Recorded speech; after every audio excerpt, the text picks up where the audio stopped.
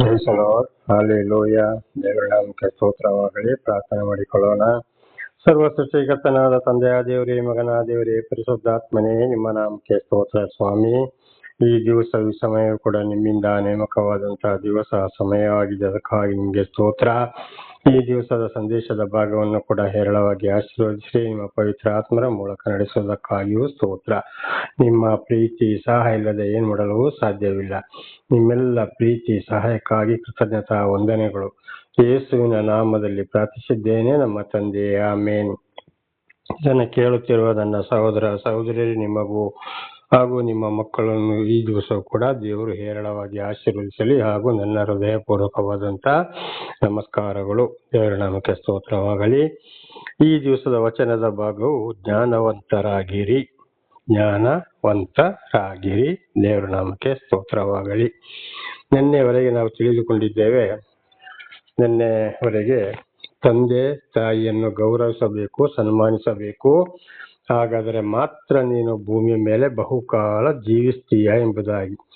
ಅದರಲ್ಲಿ ಇವತ್ತು ತಿಳಿದುಕೊಳ್ಳುವಂತ ವಿಷಯ ಕೂಡ ಏನಂದ್ರೆ ಹುಡುಗಿಯರ ಮದುವೆಯ ಬಗ್ಗೆ. ದೇವರ ನಾಮಕ್ಕೆ ಸ್ತೋತ್ರವಾಗಲಿ. ಹುಡುಗರ ಮದುವೆ ಬಗ್ಗೆ ಅಲ್ಲಿ ಹಿರಿಯರ ಮಾತಿನಂತೆ, ತಂದೆ ತಾಯಿಯ ಮಾತಂತೆ ನಡೆಯದೆ ಹೋದರೆ ಯಾವ ಶಿಕ್ಷೆಗಳು ಬರ್ತವೆ, ಏನು ಬರ್ತವೆ, ತಮ್ಮಷ್ಟಕ್ಕೆ ತಮ್ಮ ಬುದ್ಧಿಯಿಂದಲೇ ಜ್ಞಾನದಿಂದಲೇ ನಡೆದ್ರೆ ಅಂತೇಳಿ. ಹಾಗೆ ಇವತ್ತು ಹುಡುಗಿಯರ ಬಗ್ಗೆ ತಿಳಿದುಕೊಳ್ಳುವಂಥದ್ದು. ಈಗ ಮೊಟ್ಟ ಮೊದಲಾಗಿ ಯೌವನಸ್ಥ ಹುಡುಗಿಯರ ಕೂಡ ನಿನ್ನೆ ಕೂಡ ಅದನ್ನು ಬಹಳ ತಿಳಿದುಕೊಂಡಿದ್ದೇವೆ. ಹಾಗೆ ಬರ್ತಾ ಬರ್ತಾ ಪ್ರಾಯಕ್ಕೆ ಬಂದಾಗ ಏನಾಗ್ತದೆ, ಮದುವೆ ವಿಚಾರದಲ್ಲಿ ಕೂಡ ಪ್ರೀತಿ ಮಾಡ್ತಾರೆ.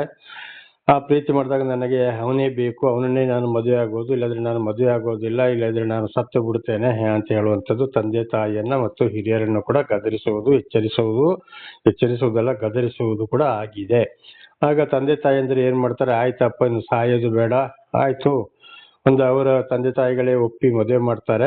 ಅಕಸ್ಮಾತ್ ಸ್ವಲ್ಪ ಲೇಟ್ ಆದ್ರೆ ಅವರವರೇ ಹೋಗಿ ನನ್ನ ಹುಡುಗರ ವಿಚಾರ ಮಾತಾಡಿದಾಗೆ ಅವರು ಈ ಮದುವೆ ಹಾಕೊಂಡು ಬರ್ತಾರೆ.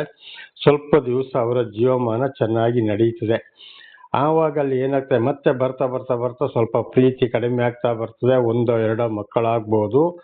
ಆವಾಗ ಅಕಸ್ಮಾತ್ ಅವನು ಒಳ್ಳೆಯವನಾದ್ರೆ ಸರಿ, ಒಂದು ವೇಳೆ ಸರಿ ಇಲ್ಲದ ಹೋದ್ರೆ ಒಬ್ಬೊಬ್ರು ಏನ್ ಮಾಡ್ತಾರೆ ಅಂದ್ರೆ ಚೆನ್ನಾಗಿ ತಿನ್ನಿಸ್ತಾರೆ, ಕುಡಿಸ್ತಾರೆ, ಬೇಕಾದಾಗೆ ಬಟ್ಟೆ ಬರಿ ತೆಗೆದು ಕೊಡ್ತಾರೆ, ದುಡ್ಡು ಕೊಡ್ತಾರೆ, ಯಾವ್ದು ತಿನ್ನಕ್ಕೆ ಬೇಕು ಅದನ್ನ ತಗೊಂಡು ಬಂದು ತಿಂತಾರೆ, ಅಲ್ಲಿಗೆ ಬಾ ಇಲ್ಲಿಗೆ ಬಂತೇಳಿ ಫೋನ್ ಮಾಡಿ ಕರೀತಾರೆ. ಬಹಳ ಆಡಂಬರವಾಗಿ ಮೆಚ್ಚಿಸಕ್ಕೋಸ್ಕರ ಈ ಒಂದು ಯೌವನದ ಹುಚ್ಚು ಪ್ರಾಯಕ್ಕಾಗಿ ಏನ್ ಮಾಡ್ತಾರೆ, ನಾನಾ ರೀತಿಯಲ್ಲಿ ಪ್ರೀತಿ ಮಾಡ್ತಾರೆ, ಪ್ರೀತಿಯನ್ನ ತೋರಿಸ್ತಾರೆ. ಅದಕ್ಕೆ ಅನೇಕ ಹುಡುಗಿಯರು ಏನಾಗ್ತಾರೆ, ಮರಳಾಗ್ತಾ ಇದ್ದಾರೆ.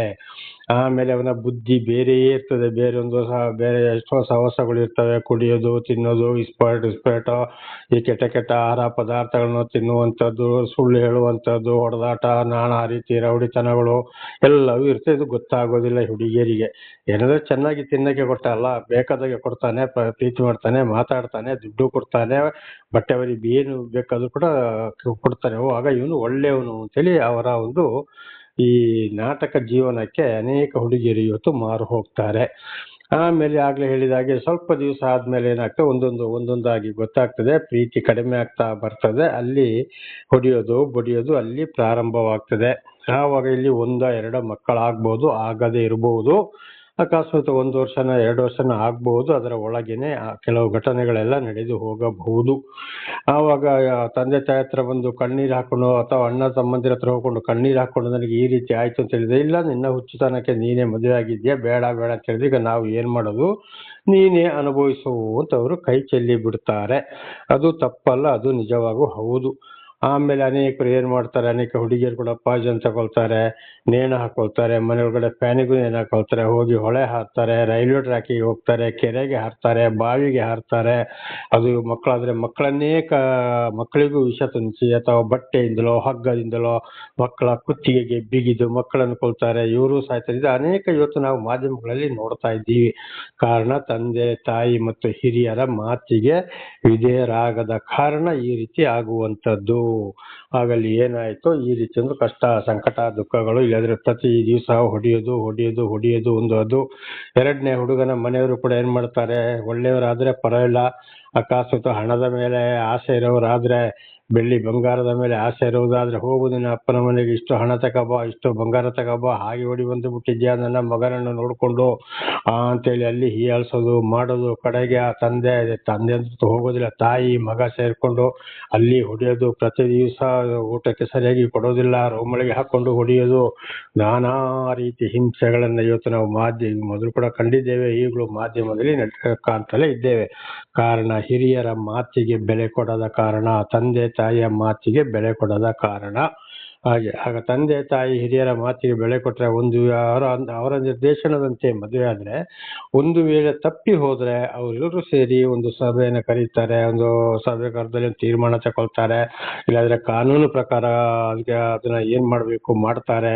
ಇಂಥದ್ದು ಅನೇಕ ಘಟನೆಗಳು ಇವತ್ತು ನಾವು ಕಂಡಿದ್ದೇವೆ, ಕಾಣ್ತಲೇ ಇದ್ದೇವೆ. ಕಾರಣ ತಂದೆ ತಾಯಿಯ ಮತ್ತು ಹಿರಿಯರ ಒಳ್ಳೆ ಮಾತಿಗೆ ನಾವು ಬೆಲೆ ಕೊಡದ ಕಾರಣ. ಆದ್ದರಿಂದ ಹುಡುಗಿಯರು ಕೂಡ ಬಹಳ ಎಚ್ಚರವಾಗಿರಬೇಕು. ದೇವರ ನಾಮಕ್ಕೆ ಸ್ತೋತ್ರವಾಗಲಿ, ಹಲ್ಲೆಲೂಯಾ.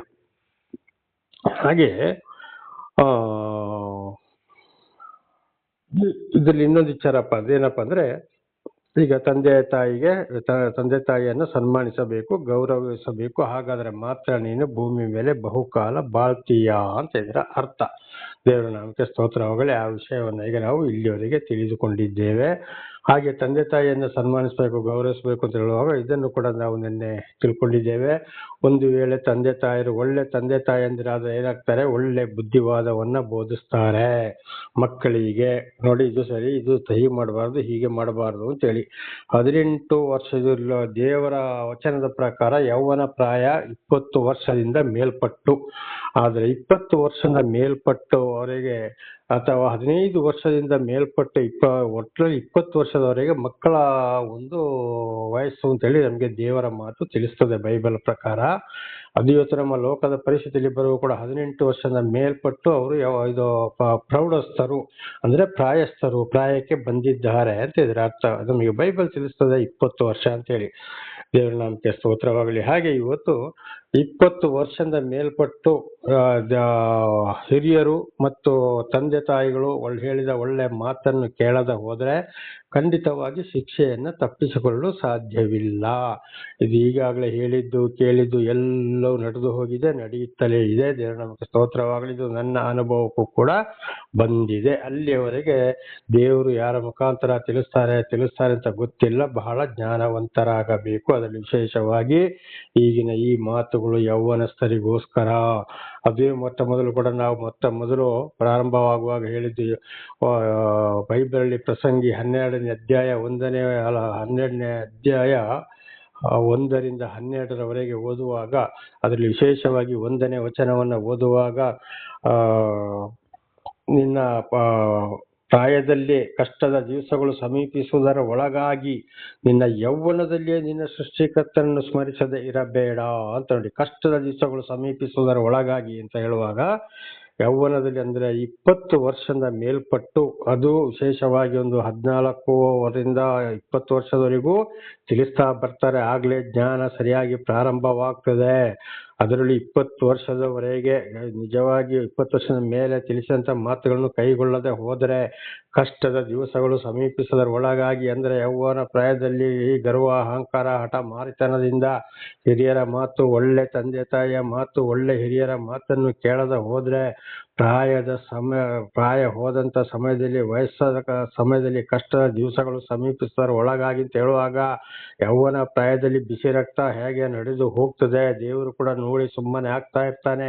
ಆದ್ರೂ ಅಲ್ಲಿ ಒಂದೊಂದು ಪೆಟ್ಟು ಕೊಡ್ತಲೇ ಬರ್ತಾನೆ. ಹೊಡೆದಾಟ, ಬಡದಾಟ, ಕುಡುಕುತನ, ಆಕ್ಸಿಡೆಂಟು, ಜೈಲು, ಕೋರ್ಟು, ಕಚೇರಿ, ಸ್ಟೇಷನು, ಇನ್ನೊಬ್ಬರ ಕೈಲಿ ಹೊಡೆದಾಟ ಆಗುವಂಥದ್ದು ನೋಡಿ. ಇದೆಲ್ಲ ಒಳ್ಳೆ ತಂದೆ ತಾಯಿಯ ಮಾತನ್ನು, ಒಳ್ಳೆ ಹಿರಿಯರ ಮಾತನ್ನು ಕೇಳದ ಹೋದ್ರೆ ಈ ಶಿಕ್ಷೆ ಬರುವಂತದ್ದು.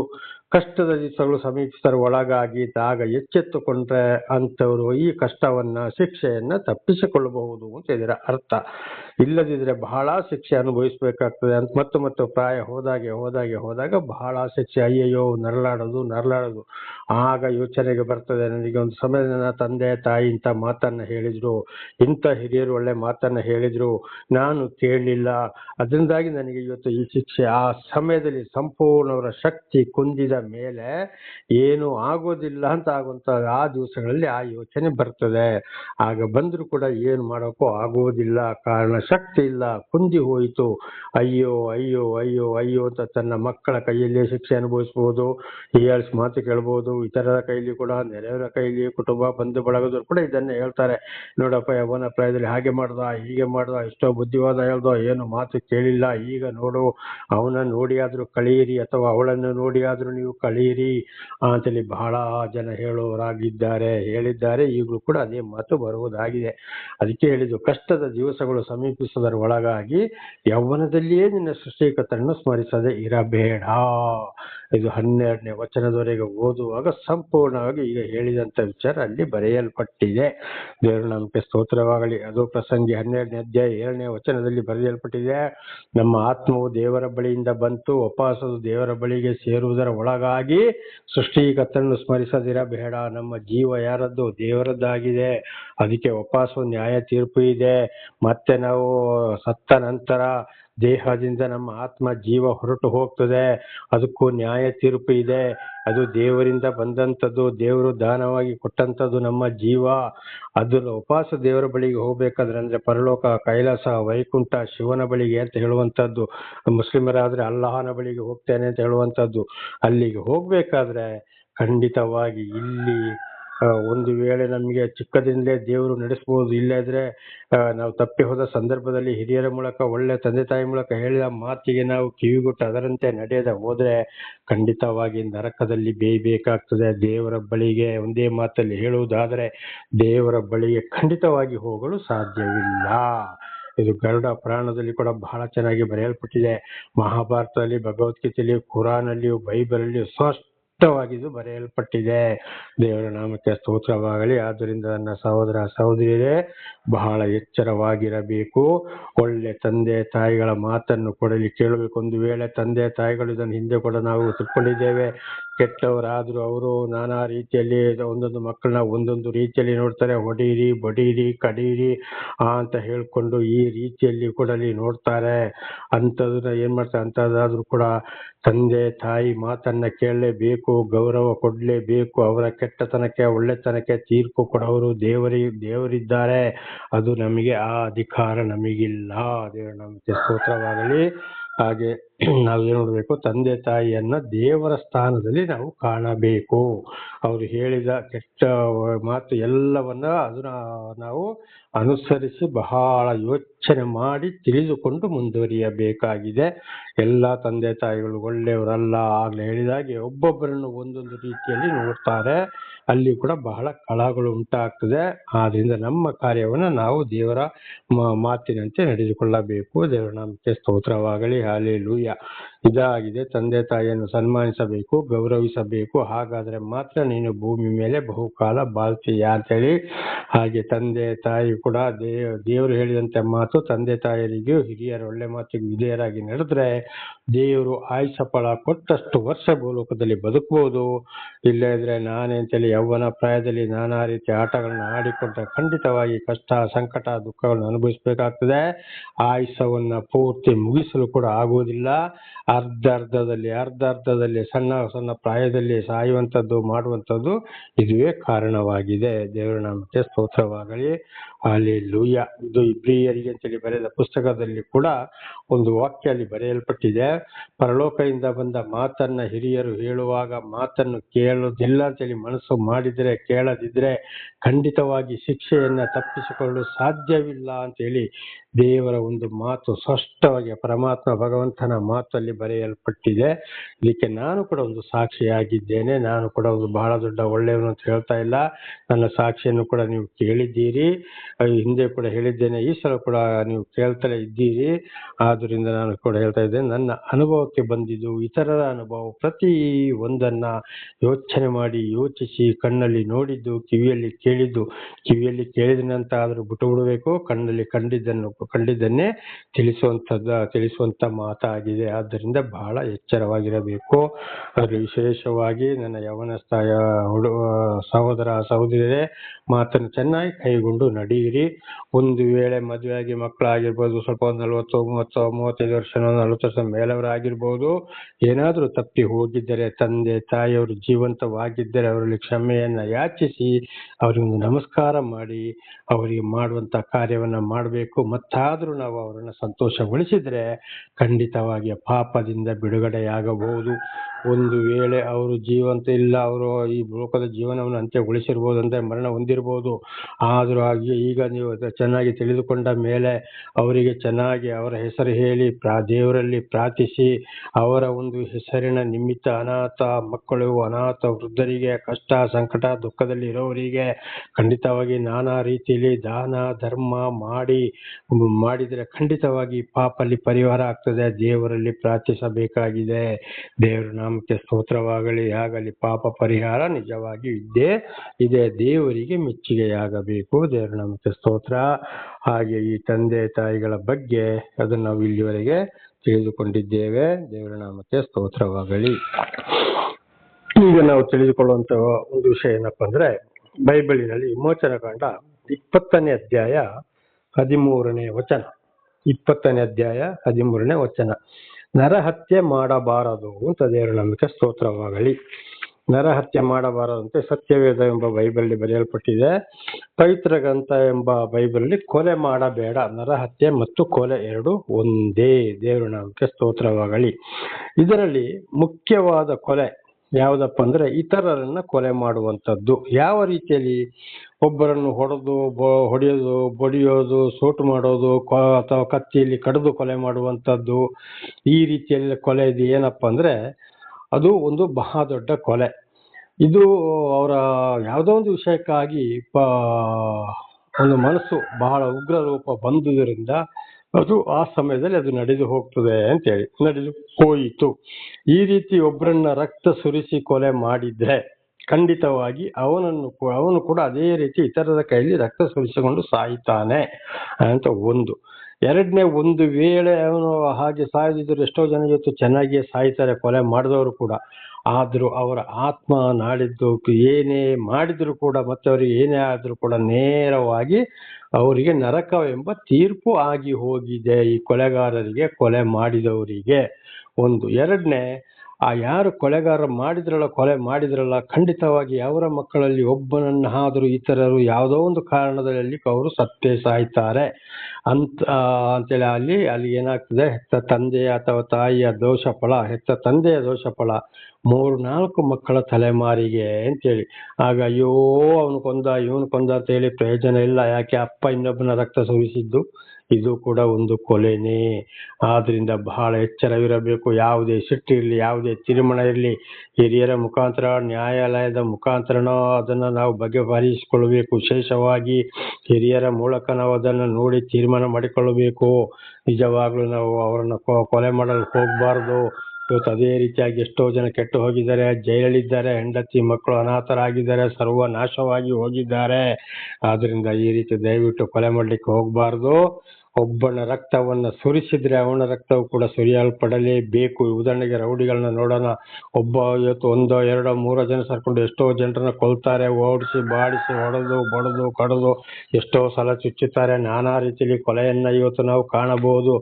ಈಗ ಅದೆಲ್ಲ ಹೋಗಿ ಆ ಬಾಕ್ಸ್ ಅಲ್ಲಿ ಫ್ರಿಡ್ಜ್ ಒಳಗೆ ಕೂಡ ಹೆಣಗಳನ್ನ ಇಟ್ಟು ಬಿಡ್ತಾರೆ. ಕಡೆಗೆ ನೋಡಿ, ಈಗ ನಾವು ನೋಡಿದ್ದೇವೆ ಎಷ್ಟೋ ಜನರನ್ನ ಏನ್ ಮಾಡ್ತಾರೆ, ಕೋರ್ಟ್ ಆದೇಶದ ಮೇರೆಗೆ ಗಲ್ಲಿಗೇರಿಸ್ತಲೇ ಇದ್ದಾರೆ. ನೋಡಿ, ಇದೆಲ್ಲ ಅವರು ಮಾಡಿದಂತ ಪಾಪಗಳು. ದೇವರ ನಾಮಕ್ಕೆ ಸ್ತೋತ್ರವಾಗಲಿ. ಹಾಗೆ ಒಬ್ಬನ ರಕ್ತ ಸುರಿಸಿದ್ರೆ ಅವನ ರಕ್ತ ಇನ್ನೊಂದು ದಿವಸ ರೌಡಿ ಏನಾಗ್ತಾನೆ, ಅವನನ್ನ ಎಷ್ಟೋ ಜನರು ಅಟ್ಟಾಡ್ಸ್ಕೊಂಡು ಹೋಗಿ ರಕ್ತ ಚೆಲ್ಲಾಟ ಹೊಡಿಸ್ತಾರೆ. ಅವನ ಹೆಣಗಳು ಬಿದ್ದಿರ್ತವೆ, ಶರೀರದ ಒಂದೊಂದು ಭಾಗಗಳು ರುಂಡಗಳು ಬೇರೆ ಬೇರೆ ಆಗಿರ್ತವೆ.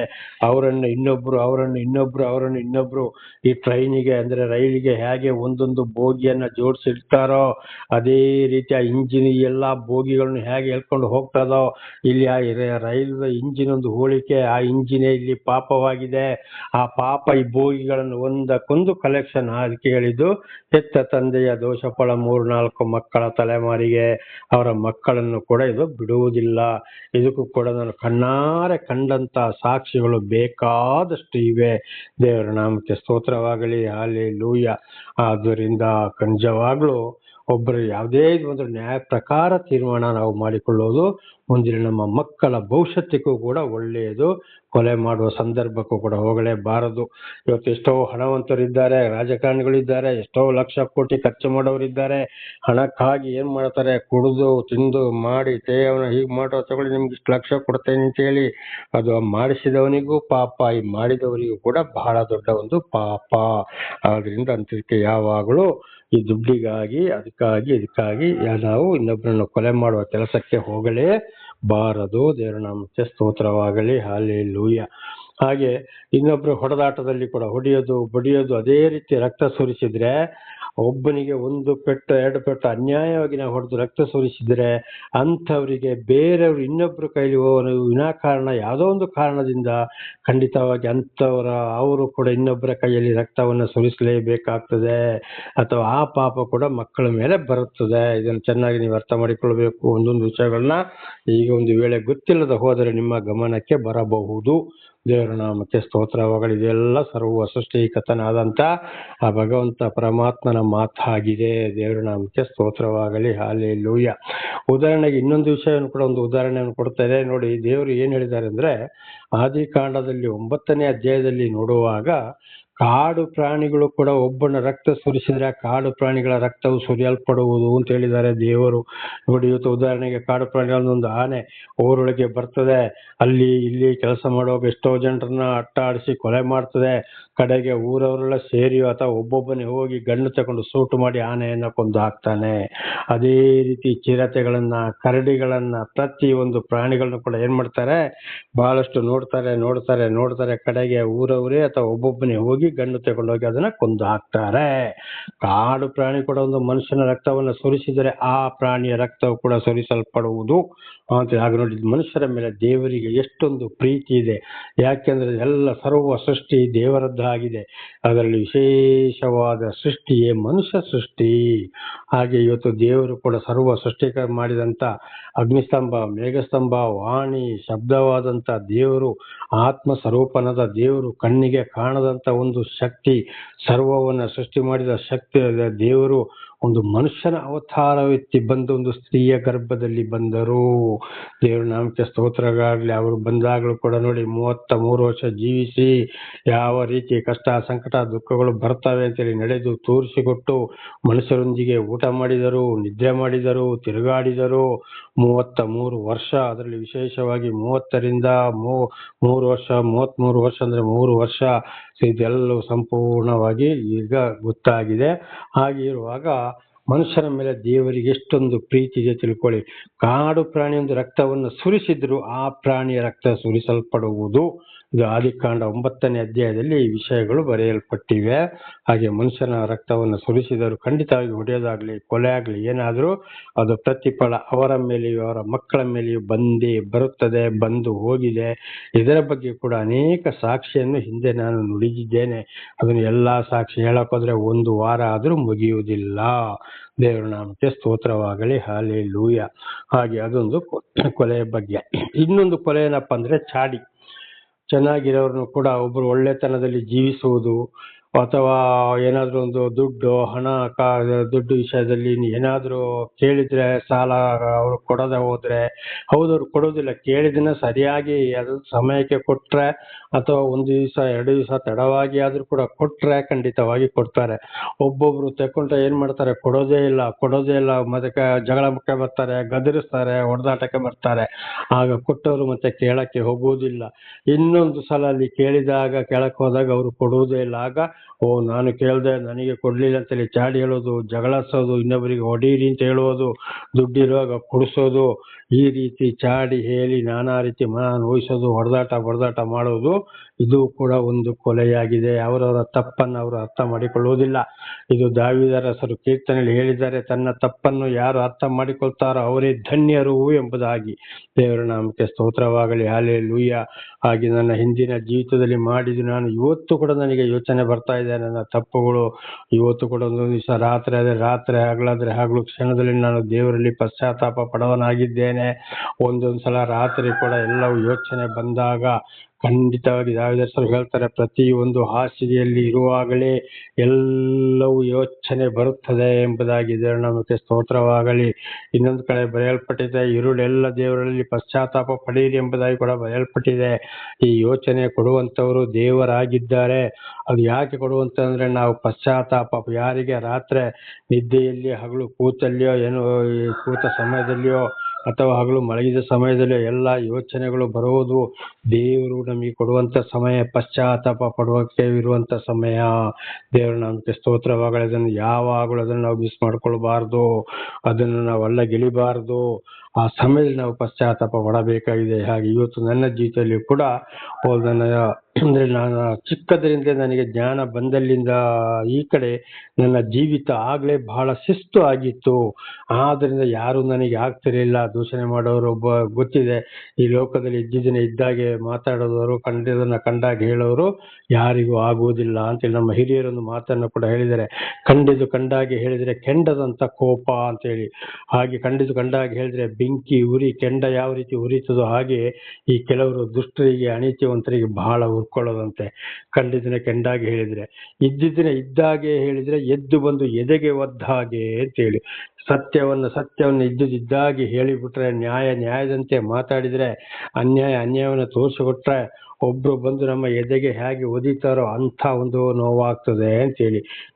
ಕಂಡಾಗಿ ಹೇಳಿದ್ರೆ ಕೆಂಡದಂತ ಕೋಪ, ಇದ್ದಿದ್ದನ್ನ ಇದ್ದಾಗಿ ಹೇಳಿದ್ರೆ ಎದ್ದು ಬಂದು ಎದೆಗೆ ಒದ್ದ ಹಾಗೆ ಅಂತೇಳಿ. ಎರಡು ಮಾತು 100ಕ್ಕೆ 100 ನಿಜವಾಗಿದೆ. ದೇವರ ನಾಮಕ್ಕೆ ಸ್ತೋತ್ರವಾಗಲಿ. ಹಾಗೆ ಇವತ್ತು ಕೂಡ ಏನಾಗಿದೆ, ನಾನು ಕೂಡ ಪಶ್ಚಾತ್ತಾಪ ಪಡವನಾಗಿದ್ದೇನೆ. ಆದ್ರಿಂದ ಯಾವುದೇ ಕಾರಣಕ್ಕೂ ಕೂಡ ಒಬ್ಬರಿಂದ ಒಂದು ಲಾಭ ಸಿಕ್ಕದೇ ಇರಲಿ, ಕೇಳಿದಿನ ಕೊಡದೆ ಹೋಗದಿರಲಿ, ಚಾಡಿ ಹೇಳಿ ಜಗಳಸಿ ಹೊಡೆದಾಟ ಬಡದಾಟ ಮಾಡಕ್ಕೆ ಹೋಗಬಾರ್ದು. ಅನೇಕರು ಇವತ್ತು ಆಸ್ತಿ ಪಾಸ್ತಿ, ಭೂಮಿ, ಬೆಳ್ಳಿ, ಬಂಗಾರ, ಬಡ್ಡಿಗೆ ದುಡ್ಡುಗಾಗಿ ಯಾವುದೋ ರೀತಿಯಲ್ಲಿ ಅವ್ರನ್ನ ಕೆಡಿಸ್ಬೇಕು, ಅಥವಾ ನನಗೆ ಅವನು ಕೊಟ್ಟಿದ್ದನ್ನ ನನಗೆ ಅವನು ವಾಪಸ್ ತಿರುಗಿ ಕೊಡ್ಲಿಲ್ಲ, ನನಗೆ ಅವನು ಬಡ್ಡಿ ಕೊಡ್ಲಿಲ್ಲ ಅಂತ ಹೇಳಿ ನಾನಾ ರೀತಿಯಲ್ಲಿ ಈ ರೀತಿ ಇನ್ನೊಬ್ಬರನ್ನ ಮನ ನೋಯಿಸುವಂಥದ್ದು ಕೂಡ ಅದು ಏನಾಗಿದೆ, ಒಂದು ಕೊಲೆಯಾಗಿದೆ. ಅದಕ್ಕೆ ಅವರೇ ಅನುಭವಿಸಬೇಕು, ಅಥವಾ ಒಂದು ವೇಳೆ ಅವರ ಮಕ್ಕಳು ಕೂಡ ಇದನ್ನು ಅನುಭವಿಸಲೇಬೇಕು. ಇದು ಕೂಡ ನನ್ನ ಕಣ್ಣಾರೆ ಬೇಕಾದಷ್ಟು ನಾನು ಕಂಡು ಹೋಗಿದ್ದೇನೆ ನನ್ನ ಸಹೋದರ ಸಹೋದರಿಯರೇ. ಆದ್ರಿಂದ ದಯವಿಟ್ಟು ಚಾಡಿ ಹೇಳಕ್ ಹೋಗ್ಬಾರ್ದು. ಅದರಲ್ಲಿ ವಿಶೇಷವಾಗಿ ಈ ಚಾಡಿಯ ಒಂದು ಕೆಲಸ, ಜಗಳ ಹಚ್ಚೋದು ಸ್ತ್ರೀ ಸಂತಾನಕ್ಕೆ ಬಹಳ ಒಂದು ಅವರಲ್ಲಿ ಒಂದು ಅದು ಹೇಗೆ ಬಂತು ಅಂದ್ರೆ, ಆದಿ ಕಾಲದಲ್ಲಿ ಆದಾಮನ ಗಂಡನನ್ನು ಹೆಂಡತಿ ಸೈತಾನನ ಮಾತು ಕೇಳ್ಕೊಂಡು ಯಾವ ರೀತಿ ಕೆಡಿಸಿದ್ಲೋ ಆ ಪಾಪ ಇವತ್ತು ಕೂಡ ಬಂದು ಹೋಗಿದೆ. ಗಂಡಸರಲ್ಲಿ ಆದ್ರೂ ಚಾಡಿ ಹೇಳೋರು ಇದ್ದಾರೆ, ಎಲ್ಲಕ್ಕೆ ಕೆಡಿಸೋರು ಇದ್ದಾರೆ, ಬಹಳ ಕಡಿಮೆ. ಅದು ಸ್ತ್ರೀಯರಲ್ಲಿ ಅಂತೂ ಬಹಳ ಜನ ಇದುವೇ ಕೆಲಸವಾಗಿದ್ದಾರೆ. ವಿಶೇಷವಾಗಿ ಅತ್ತೆ ಮೇಲೆ ಸೊಸೆಂದಿರು, ಸೊಸೆ ಮೇಲೆ ಅತ್ತೆಂದಿರು, ಇವ್ರದಂತೂ ಹೇಳ ತೀರದು. ಎಲ್ಲಿಯಾದ್ರೂ ಅತ್ತೆ ಸೊಸೆ ಚೆನ್ನಾಗಿ ಬಾಳಿದ್ರೆ, ಎಲ್ಲೋ ಒಂದೊಂದು ಮನೆಯಲ್ಲಿ ನನಗೆ ಗೊತ್ತಿದ್ದ ಹಾಗೆ ಅತ್ತೆ ಸೊಸೆ ಬಾಳಿದ್ದು ಒಂದೇ ಒಂದು ಮನೆಯಲ್ಲಿ ಅತ್ತೆ ಸೊಸೆ ಸ್ವಂತ ತಾಯಿ ಮಗಳಾಗೆ ಅದಕ್ಕಿಂತಲೂ ಹೆಚ್ಚಿನ ಪ್ರೀತಿಯಲ್ಲಿ ಜೀವಿಸುವುದನ್ನು ನಾನು ನೋಡಿದ್ದೇನೆ. ದೇವರ ನಾಮಕ್ಕೆ ಸ್ತೋತ್ರವಾಗಲಿ. ಆದ್ದರಿಂದ ನನ್ನ ಸಹೋದರ ಸಹೋದರಿಯರೇ, ಬಹಳ ಎಚ್ಚರ. ಯಾವುದೇ ಕಾರಣಕ್ಕೂ ಕೂಡ ಅವರು ಒಂದು ವೇಳೆ ತಪ್ಪು ಮಾಡಿದ್ರು ಕೂಡ ಅವರ ತಪ್ಪನ್ನು ಅವರಿಗೆ ತಿಳಿಯಪಡಿಸಿ ಅದನ್ನು ನಾವು ಸರಿಪಡಿಸಿಕೊಳ್ಬೇಕು. ವಿನಃ ಚಾಡಿ ಹೇಳಿ ನಾವು ಜಗಳ ಮಾಡಿಸುವಂಥದ್ದು, ಹೊಡೆದಾಟ ಮಾಡಿಸುವಂಥದ್ದು ಮಾಡಕ್ಕೆ ಹೋಗಬಾರ್ದು. ಇನ್ನೊಂದು ವಿಷಯ ಏನಪ್ಪಾ ಅಂದ್ರೆ, ಚಾಡಿ ತಾಯಿಯಂದಿರು ಸೊಸೆಯಂದಿರ ಮೇಲೆ ಗಂಡು ಮಕ್ಕಳಿಗೆ ಚಾಡಿ ಹೇಳೋದು ಅಂದ್ರೆ, ಈಗ ಗಂಡ ಮಕ್ಕಳ ಮೇಲೆ ಚಾಡಿ ಹೇಳಿ, ನೋಡು ಹಾಗೆ ಮಾಡ್ತಾಳೆ, ಹೀಗೆ ಮಾಡ್ತಾಳೆ, ನೀನ್ಯಾಕೆ ಸುಮ್ಮನೆ ಇದೆಯಾ, ಮನೆ ಕೆಡಿಸಿ ಬಿಡ್ತಾಳೆ ಅಂತ ಹೇಳಿ ಒಂದು ಸೊಸೆಯನ್ನ ಪ್ರೀತಿ ಮಾಡೋದು, ಇನ್ನೊಂದು ಸೊಸೆಯನ್ನ ದೂಷಣೆ ಮಾಡೋದು. ಆಮೇಲೆ ಸ್ವಲ್ಪ ದಿವಸದಲ್ಲಿ ಆ ಸೊಸೆಯ ಬಗ್ಗೆ ಈ ಸೊಸೆಗೆ ಹೇಳೋದು. ಹೀಗೆ ಅನೇಕ ಅತ್ತೆಂದಿರು ಇದೇ ರೀತಿ ಮಕ್ಕಳಿಗೆ ಹೇಳಿ ಸೊಸೆಯಂದಿರಿಗೆ ಹೊಡಿಸೋರು ಮಾಡಿದವರು ಕೂಡ ಇದ್ದಾರೆ. ಈ ಶಿಕ್ಷೆ ಕೂಡ ಅವರ ಮೇಲೆ ಅವರೇ ಬರಮಾಡಿಕೊಳ್ತಾ ಇದ್ದಾರೆ. ಸಾಯುವ ಕಾಲದಲ್ಲಿ ಪಾಪ ಮಾಡಿ ಮಾಡಿ ನರಕ ಬಂದು ಬಂದು ಬಂದು ಸಾಯಲಿಕ್ಕೆ ಅನೇಕ ಅತ್ತೆಯಂದಿರು ಇದೇ ಕಥೆಯನ್ನ ಮಾಡಿಕೊಳ್ತಾರೆ. ಹಾಗೆ ಅಂತ ಸೊಸೆಯಂದಿರು ಅತ್ತೆಯಂದಿರು ಕೂಡ ಬಹಳ ಎಚ್ಚರ, ಚಾಡಿ ಹೇಳಲೇಬಾರದು. ಅವರನ್ನು ಕೂಡ ತನ್ನ ಮಕ್ಕಳ ಹಾಗೆ ಕಂಡು ಅವರಿಗೆ ಬುದ್ಧಿವಾದವನ್ನ ಹೇಳಿ ನಡೆಸಿಕೊಂಡು ಹೋಗುವುದು ಬಹಳ ಉತ್ತಮ. ಅನೇಕ ಹೆಂಡತಿಯರು ಏನ್ ಮಾಡ್ತಾರೆ, ಅತ್ತೆಯಂದಿರು ಚೆನ್ನಾಗಿದ್ರು ಕೂಡ ಗಂಡಂದಿರಿಗೆ ಗೊತ್ತೇ ಇಲ್ಲದಾಗ ಚಾಡಿ ಹೇಳಿ ಗಂಡಂದಿರ ತಲೆ ಕೆಡಿಸಿ ಇಲ್ಲಿ ತಂದೆ ತಾಯಿಗೆ ಅಥವಾ ಅವರ ಈ ಗಂಡಂದಿರ ಅಕ್ಕಂದಿರಿಗೋ ತಂಗಿಯಂದಿರಿಗೋ ಅಣ್ಣಂದಿರೋ ತಮ್ಮಂದಿರ ಮೇಲೆ ಚಾಡಿ ಹೇಳಿ ನೆರೆಕರರ ಮೇಲೆ ಚಾಡಿ ಹೇಳಿ ಹಾಳು ಮಾಡುವಂತ ಹೆಂಡತಿಯರು ಇವತ್ತು ಬಹಳ ಇದ್ದಾರೆ. ಅದು ತನ್ನ ಮಕ್ಕಳ ಮೇಲೆ ಬರುತ್ತದೆ. ಅದೇ ಬುದ್ಧಿ ಅವಳಿಗೆ ಹುಟ್ಟಿದ ಹೆಣ್ಣು ಮಕ್ಕಳ ಮೇಲೆ ಬರ್ತದೆ. ಅವರನ್ನ ಮದುವೆ ಮಾಡಿ ಕೊಟ್ಟಲ್ಲಿ ಅಲ್ಲಿ ಆ ಶಿಕ್ಷೆಯನ್ನ ಅವರು ಅನುಭವಿಸ್ಬೇಕಾಗ್ತದೆ. ಆಗ ಅಯ್ಯೋ ನಾನು ಮದುವೆ ಮಾಡಿ ಕೊಟ್ಟೆ, ಅಷ್ಟು ದುಡ್ಡು ಕೊಟ್ಟೆ, ಅಷ್ಟು ಬಂಗಾರ ಕೊಟ್ಟೆ, ಅಷ್ಟು ಬಟ್ಟೆ ಕೊಟ್ಟೆ, ಹೀಗೆಲ್ಲ ಕೊಟ್ಟೆ, ಅವನು ಹೊಡಿತಾನೆ ಬಡಿತಾನೆ ಅಂತೇಳಿ ಅವನಿಗೆ ಶಾಪ ಹಾಕುವುದು. ಇದು ತಾನು ತನ್ನ ಗಂಡನಿಗೆ ತನ್ನ ಅತ್ತೆಂದಿರನ್ನ ಮಾವಂದಿರನ್ನ ನೆರೆಯವರನ್ನ ಹೇಗೆ ಕೆಡಿಸಿದೆ ಆ ಶಿಕ್ಷೆ ಇಲ್ಲಿ ಮಗಳ ಮೇಲೆ. ಅದು ಕೀರ್ತನೆ 109 ಬರೆಯಲ್ಪಟ್ಟಿದೆ. ತಾಯಿಯ ಪಾಪ ಅಳಿದು ಹೋಗದಿರಲಿ ಅಂತೇಳಿ ದೇವರ ನಾಮಕ್ಕೆ ಸ್ತೋತ್ರವಾಗಲಿ. ಹಾಗೆ ಇದು ಒಂದೊಂದು ಲಿಂಕ್ ಪಾಪಗಳು ಆಗ್ಲೇ ಹೇಳಿದಾಗೆ ಟ್ರೈನ್ ಇಂಜಿನ್ ಯಾವ ರೀತಿ ಬೋಗಿಯನ್ನು ಒಂದಕ್ಕೊಂದು ಕೂಡಿಸಿದಾಗ ಯಾವ ರೀತಿ ಇಳ್ಕೊಂಡು ಹೋಗ್ತದೋ ಈ ಪಾಪಗಳು ಕೂಡ ಹಾಗೆಯೇ ಸಾಕ್ತಾ ಹೋಗ್ತವೆ. ಆದ್ದರಿಂದ ಬಹಳ ಎಚ್ಚರ, ಚಾಡಿ ಅಂತ ಹೇಳುವಂಥದ್ದು ಯಾರಲ್ಲಿ ಇರಬಾರ್ದು, ಯಾವುದಕ್ಕೂ ಇರಬಾರ್ದು, ಯಾರ ಮನಸ್ಸನ್ನು ಕೂಡ ನೋಯಿಸಬಾರ್ದು. ಈಗಾಗಲೇ ಹೇಳಿದಾಗೆ ಒಂದು ಕೊಲೆ ಮಾಡಿ ಏನಾದ್ರೂ ಮನಸ್ಸು ನೋಯಿಸಿದ್ರೆ ಅದು ಕೊಲೆ ಆಯ್ತು, ಸತ್ತು ಹೋಯ್ತು. ಆಮೇಲೆ ಈ ಚಾಡಿ ದೂರು ಹೇಳಿ ಅತ್ತೆ ಸೊಸೆ ಅಣ್ಣ ತಮ್ಮಂದ್ರು ಇತರ ನೆರೆಕರೆಯವರು ಅಥವಾ ಆಸ್ತಿ ಪಾಸ್ತಿ ಭೂಮಿ ಬೆಳ್ಳಿ ಬಂಗಾರ ಅಡವಿಟ್ಟಲಿಕ್ಕಾಗಿ ದುಡ್ಡಿಗಾಗಿಯೂ ಕೇಳಿ ನಾನಾ ರೀತಿ ಚಾಡಿ ಹೇಳಿ ಇನ್ನೊಬ್ಬರನ್ನ ಮನನೋಯಿಸೋದು, ಇನ್ನೊಬ್ಬರ ಮನಸ್ಸು ಹಾಳು ಮಾಡುವಂಥದ್ದು, ಇನ್ನೊಬ್ಬರ ಮನೆ ನಾಶ ಮಾಡುವಂಥದ್ದು ಅವರ ಸಂತಾನಕ್ಕೆ ಇದು ಶಾಪವಾಗಿ ಮಾರ್ಪಡುತ್ತದೆ. ಆದ್ರಿಂದ ಬಹಳ ಎಚ್ಚರ. ಇದು ಕೂಡ ಒಂದು ದೊಡ್ಡ ಕೊಲೆಗೆ ಸಮಾನವಾಗಿದೆ. ದೇವರು ನಮಗೆ ಸ್ತೋತ್ರವಾಗಲಿ. ಹಾಗೆ ಚಾಡಿ ವಿಷಯ ಕೂಡ ಹೋಗಬಾರದು. ಇದು ನಾಳೆಗೂ ಮುಂದುವರಿಯುವುದು. ಪ್ರಾರ್ಥನೆ ಮಾಡಿಕೊಳ್ಳೋಣ. ಸರ್ವ ಸೃಷ್ಟಿಕರ್ತನ ತಂದೆಯ ದೇವರೇ, ಮಗನ ದೇವರೇ, ಪರಿಶುದ್ಧಾತ್ಮನೇ, ನಿಮ್ಮ ನಾಮಕ್ಕೆ ಸ್ತೋತ್ರ ಸ್ವಾಮಿ. ಇವತ್ತಿನ ಈ ಒಂದು ಸಂದೇಶವನ್ನು ಕೂಡ ನನ್ನ ಸಹೋದರ ಸಹೋದರಿಗೆ ಚೆನ್ನಾಗಿ ತಿಳಿಸಲು ನೀವು ಆಶೀರ್ವಾದ ಮಾಡಿದಕ್ಕಾಗಿ ಸ್ತೋತ್ರ. ಅವರು ಏನಾದರೂ ತಪ್ಪಿ ಹೋಗಿದ್ದರೆ ಅವರು ನಿಮ್ಮಲ್ಲಿ ಪಶ್ಚಾತ್ತಾಪ ಪಡುವ ಹಾಗೆ ಅವರಿಗಂತ ನಿಮ್ಮ ಪವಿತ್ರಾತ್ಮನ ಮೂಲಕ ನಡೆಸಿರಿ. ಅವರನ್ನು ಕೂಡ ನೀವು ಕ್ಷಮಿಸಿರಿ. ನಿಮ್ಮಿಂದಲೇ ಪಾಪ ಪರಿಹಾರ, ನಿಮ್ಮಿಂದಲೇ ರಕ್ಷಣೆ ಹೊರತು ಬೇರೆ ಯಾರಿಂದಲೂ ಇಲ್ಲ. ದೇವರ ನಾಮಕ್ಕೆ ಸ್ತೋತ್ರವಾಗಲಿ. ಅವರವರ ಮಕ್ಕಳಿಗೆ ತಿಳಿಸಿ ಅವರೆಲ್ಲರೂ ನಿಮ್ಮ ಸಾಕ್ಷಿಗಳಾಗುವಂತೆ ಮಾರ್ಪಡಿಸಿರಿ. ಹಾಗೆ ಮಾಡುವುದಕ್ಕಾಗಿ ಸ್ತೋತ್ರ. ಯೇಸುವಿನ ನಾಮದಲ್ಲಿ ಪ್ರಾರ್ಥಿಸಿದ್ದೇನೆ, ನಮ್ಮ ತಂದೆ, ಆಮೇನ್. ಇದನ್ನು ಕೇಳುತ್ತಿರುವ ನನ್ನ ಸಹೋದರ ಸಹೋದರಿ, ನಿಮಗೂ ನನ್ನ ಹೃದಯಪೂರ್ವಕವಾದಂತಹ ಧನ್ಯವಾದಗಳು. ದೇವರು ನಿಮ್ಮನ್ನು ಕೂಡ ಹೇರಳವಾಗಿ ಆಶೀರ್ವದಿಸಲಿ, ಕ್ಷಮಿಸಲಿ. ನಿಮ್ಮನ್ನು, ನಿಮ್ಮ ಮಕ್ಕಳನ್ನು ಎಲ್ಲ ಕೆಲಸ ಕಾರ್ಯ ವಿದ್ಯೆ ಬುದ್ಧಿಯಲ್ಲಿಯೂ ಎಲ್ಲ ರೀತಿಯಲ್ಲಿಯೂ ಹೇರಳ